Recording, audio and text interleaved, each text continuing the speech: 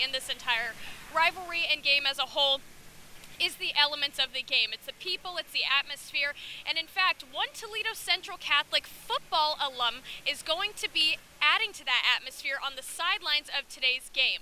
This is a story about how Giovanni DeSantis found his way to Columbus. Just like every Ohio State fan, Giovanni DeSantis is eager to cheer on the Buckeyes this afternoon.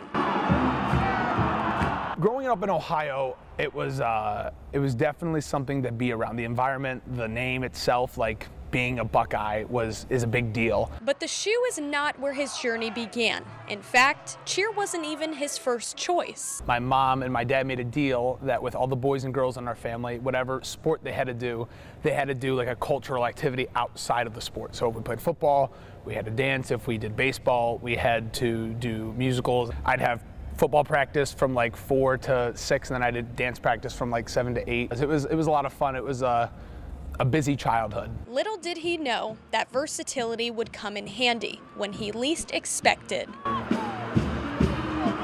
And I wanted to go play college football.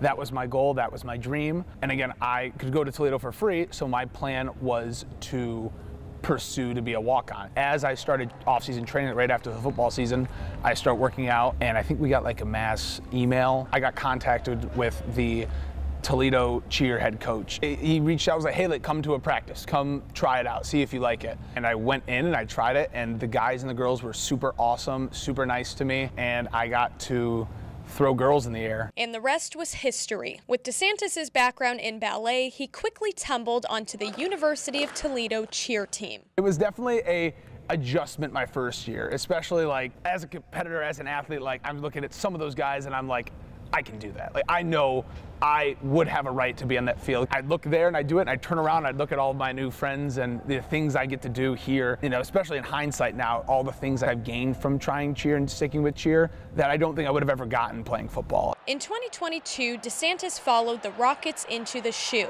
a glimpse into what his future would look like. It's a different route, that's for sure, and he definitely found his niche and found something he's very passionate about. He is passionate about football, and football has to end for everybody someday. He found another way to still be a part of it, and he's doing well there, which doesn't shock anyone. Even though DeSantis no longer competes on the field, he still finds his calling through competition. I was lucky enough to make nationals my first year, make it on the team. So we traveled to Florida. We go to nationals again my second year, and we compete. And funny enough, again, on that nationals mat where we took 11th, Ohio State, I think, took 2nd or 3rd that year, and we were right next to them. So, like, again, those same guys and girls who we cheered the same game, and I'm sitting there and I'm like, man, like, that's so cool that, like, we're on the same stage as these guys, and I'm like, this is what it takes to be great. And what better way to showcase that than taking center stage in college football's greatest rivalry? Cheering the game in the shoe or coaching the game in the shoe is so special.